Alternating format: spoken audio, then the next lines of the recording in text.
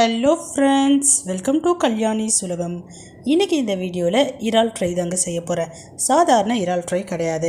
நமக்கு டைம் ஆகிடுச்சு, நம்ம எங்கேயோ கிளம்பிகிட்ருக்கோம். பட் இறால் வாங்கிட்டு வந்துட்டாங்க வீட்டில். என்ன பண்ணுவோம், அவசரமாக செய்வோம் இல்லைங்களா? அந்த மாதிரியான ஒரு இறால் ஃப்ரை தான் செஞ்சு காமிக்க போகிறேன். செய்கிறதுக்கு ஒரு 5 நிமிஷம் கூட ஆகாதுங்க, சட்டு புட்டுன்னு செஞ்சு முடிச்சிடலாம்.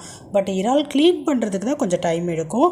நான் இன்றைக்கி இறாலை க்ளீன் பண்ணிவிட்டு கூடவே அவசரமாக இறால் ஃப்ரை செஞ்சு காமிக்க போகிறேன்.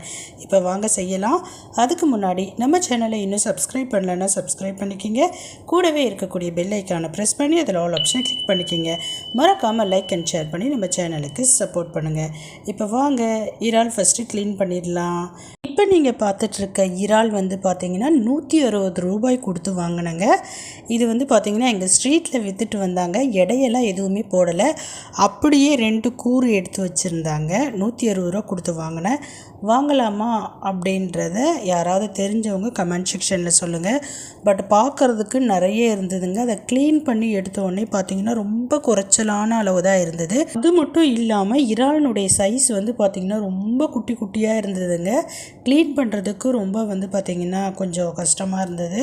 க்ளீன் பண்ண பிறகும் இறாலினுடைய அளவு ரொம்ப கம்மியாக இருந்தது, சைஸும் குட்டி குட்டியாக தான் இருந்தது. ஒரு வழியாக நான் இறாலை நல்லா கழுவி எடுத்துட்டேன். இந்த வீடியோவில் இறால் க்ளீன் பண்ணுறத டீட்டெயில்டாக காமிச்சிருக்க மாட்டேன். ஜஸ்ட்டு பார்த்திங்கன்னா அதை தோலை எடுத்துகிட்டு அப்படியே மஞ்சத்தூள் போட்டு கழுவுறதை மட்டும்தான் காட்டியிருப்பேன். இன்னும் உங்களுக்கு டீட்டெயில்டாக வேணும், அது உள்ளே இருக்கக்கூடிய குடலை எப்படி எடுக்கிறது, அதே மாதிரி மேலே இருக்கக்கூடிய தலைப்பகுதி, வால் பகுதி, கண்டப்பகுதி, இது எல்லாத்தையும் எப்படி க்ளீன் பண்ணணும், அதே மாதிரி இறாலில் எப்படி கவுச்சி வாடை வராமல் கழுவணும் அப்படின்ற விஷயம்லாம் நான் சொல்லியிருக்கிறேன். அந்த வீடியோ தேவைப்படுறவங்க கண்டிப்பாக போய் பாருங்கள். நான் என் ஸ்க்ரீனில் கொடுக்குறேன், செக் பண்ணிக்கிங்க. இப்போ வாங்க செய்ய ஸ்டார்ட் பண்ணலாம். நான் இறாலையும் ஃபுல்லாக சுத்தமாக கழுவி முடிச்சிட்டேன். இப்போ அவசரமாக இறால் ஃப்ரை செய்யலாம் வாங்க. பட் டேஸ்ட்டு சூப்பராக இருக்கும். பாருங்கள், ஸ்டவ் ஆன் பண்ணி கடாய் வச்சுட்டேன். நல்லா தாராளமாக எண்ணெய் விட்டுக்கிட்டேங்க. இப்போ எண்ணெய் காய்ந்த பிறகு கொஞ்சமாக கடுகு பொரிய விட்டுக்கிட்டேன். இது கூடவே ஒரு 1/2 ஸ்பூன் அளவுக்கு சோம்பு பொரிய விட்டுக்கிட்டேன். ஒரு 1/4 ஸ்பூன் அளவுக்கு சீரகம் பொரிய விட்டுக்கிட்டேன். இந்த கடாயை வச்சுட்டு தான் நான் கடகடன்னு 2 வெங்காயத்தையும் கட் பண்ணேன். ஒரே ஒரு பச்சை மிளகாவையும் சேர்த்துக்கிட்டேன். இந்த வெங்காயத்தை நல்லா வதக்கிட்டேங்க. அதாவது வதக்கிறதுக்கு கூட டைம் இல்லை, அதனால் கடகடன்னு சும்மா அப்படி ஒரு திருப்பி இப்படி ஒரு திருப்பி ஓரளவுக்கு வெங்காயத்தை வதக்கியாச்சு. பாருங்கள், வெங்காயம் வதங்கிடுச்சு. எப்போவுமே ஃப்ளேமை கம்மி பண்ணிக்கிங்கன்னு சொல்லிட்டு சொல்லுவேன். பட் இன்றைக்கி பார்த்திங்கன்னா ஃப்ளேம் ஃபுல்லாக வச்சு தான் நான் செஞ்சேன். நீங்கள் அந்த மாதிரி செய்யாதீங்க, மீடியம் ஃப்ளேமில் வச்சு பொறுமையாக செய்யுங்க. 1 ஸ்பூன் அளவுக்கு இஞ்சி பூண்டு பேஸ்ட்டு சேர்த்துட்டு லைட்டாக வதக்கி நல்லா மிக்ஸ் பண்ணிக்கிட்டேன். பாருங்கள், நல்லா மிக்ஸ் ஆகிடுச்சு. இப்போ 2 தக்காளியை கட் பண்ணிவிட்டு அதையும் நான் சேர்த்துக்க போகிறேன். நல்லா வதக்கிடுச்சு பாருங்கள். இப்போ இது கூட 2 தக்காளி, நல்ல பழுத்த தக்காளியாக பார்த்து கட் பண்ணிவிட்டு அதையும் சேர்த்துக்கிட்டேன். தக்காளி சேர்த்த உடனே உப்பு சேர்த்துக்கிட்டேன். உப்பு பார்த்திங்கன்னா திட்டமான அளவுக்கு போட்டுக்குங்க. இறால் பார்த்திங்கன்னா பார்க்குறதுக்கு நிறைய இருக்கிற மாதிரி இருக்கும். அதை வதக்கின பிறகு பார்த்திங்கன்னா ரொம்ப கம்மியாகிடும். அதனால் உப்பு பார்த்திங்கன்னா பார்த்துட்டு கொஞ்சமாக போட்டுக்குங்க. இது கூடவே மஞ்சத்தூள் சேர்த்துக்கிட்டேன்.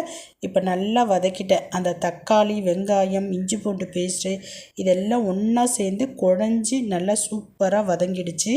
ரொம்பலாம் டைம் எடுக்கவே இல்லைங்க, ஒரு 2-3 நிமிஷம்தான் ஆச்சு.